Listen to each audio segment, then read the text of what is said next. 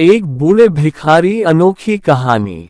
हर दिन एक भिखारी दरवाजे के पास आकर भीख मांगता था और घर का मालिक हमेशा घर के बाहर आते ही उसे देखकर फिर जाया करता। कई बार उसके लिए गालियां भी बकता। वो कहता, तू जिंदा ही क्यों है? पूरी जिंदगी ऐसे ही भीख मांगेगा क्या? धरती का बोझ क्यों बना बैठा है? और कभी कभी उस भिखारी को गुस्से में वह धक्का भी मार दिया करता। इतना कुछ हो जाने के बावजूद अधिकारी के मुंह से सिर्फ यही निकलता कि भगवान भगवान तुम्हारे पापों को माफ करे। एक बार सेठ को धंधे में बड़ा नुकसान होने की खबर मिली। सेठ बहुत परेशान था कि तभी उसके दरवाजे पर वही भिखारी आया। गुस्से में अपना आपा खोते हुए सेठ ने उस भिखारी को पत्थर दे मारा। पत्थर लगने के कारण भिखारी का सर फूट गया और उसके सर से खून बहने लगा। फिर भी दर्द से कराहते हुए भिखारी ने इतना ही कहा, भगवान तुम्हारे पापा को माफ करे। भिखारी वहां से चला गया। सेठ सोच में पड़ गए। भिखारी को पत्थर मारा, फिर भी उसने सिर्फ प्रार्थना की। सेठ का गुस्सा शांत हुआ। शेर का मन शांत हुआ भिखारी का रहस्य जानने के लिए। सेठ ने भिखारी का पीछा करना शुरू कर दिया। भिखारी जहां जहां जाता सेठ उसके पीछे जाता। सेठ ने देखा कि कोई उसको खाना देता, कोई उसको मारता, कोई अपमानित करता तो कोई गाली देता। लोग भिखारी के साथ चाहे जैसा व्यवहार करते, लेकिन भिखारी सबके लिए एक ही प्रार्थना करता, भगवान तुम्हारे पाप माफ करें। अब रात होने को आई थी। भिखारी अपने घर जाने के लिए लौटा। वो अपने घर पहुंच गया, लेकिन सेठ अब भी उसका पीछा कर ही रहा था। एक पुरानी टूटी हुई खटिया पर एक बूढ़ी औरत लेटी हुई थी। काफी कमजोर और बीमार लग रही थी। वह भिखारी की पत्नी थी। अपने पति को वापस आता देख वह खाट से उठ खड़ी हुई। पत्नी ने अपने पति के भीख वाले कटोरे में देखा, उसमें सिर्फ आधी बासी रोटी थी। उसे देखकर वह बोली, आज बस इतना ही मिला।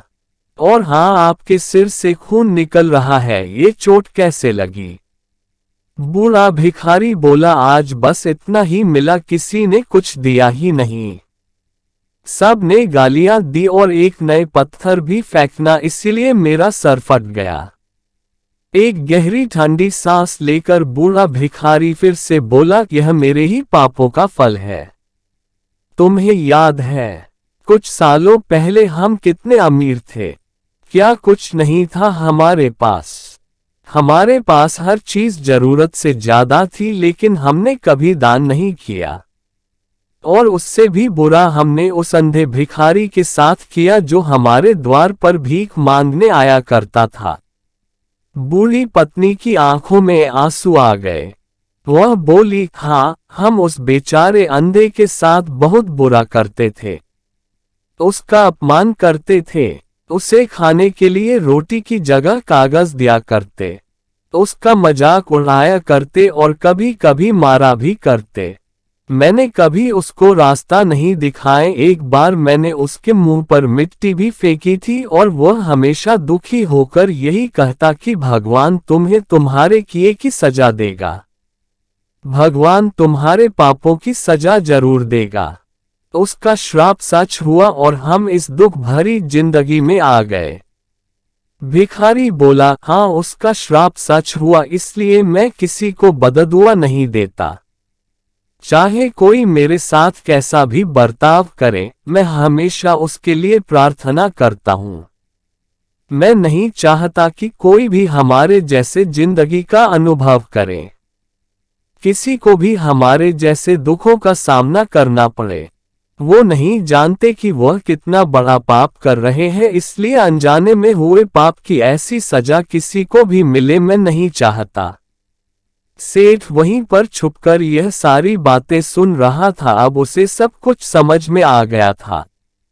भिखारी और उसकी पत्नी ने वह आधी रोटी मिल बांट कर खाए और भगवान को धन्यवाद बोलकर सो गए।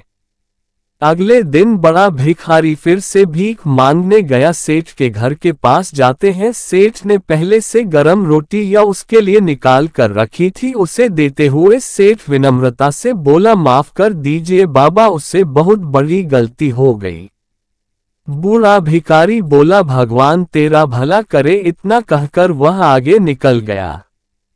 इस कहानी से जो सीख लेने लायक है वह बड़ी ही सिंपल है कि आदमी चाहे किसी के बारे में बुरा कहे या भला करे, लेकिन भगवान सिर्फ कर्म के हिसाब से उसको फल देता है। क्या हुआ अगर भगवान नहीं दिखता है, लेकिन ये बात बिल्कुल सच है, उसके खाते में सबका हिसाब बहुत बहुत पक्का होता है।